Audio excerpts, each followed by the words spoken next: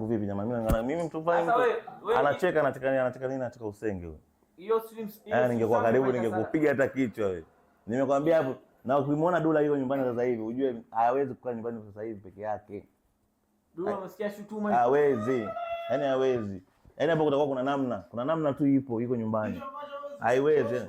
Kwa hiyo mimi tabia zake ananipa mimi siko hivyo babu. Nini? Nikugeuza kamera. Unasemaje? Akigeuza kamera. Kitu ambacho sasa kifanya hata mkinipa milioni ngapi nikugeuza kamera. Unaona sasa? Na unaona sasa? Kuja punchline. Unaona sasa?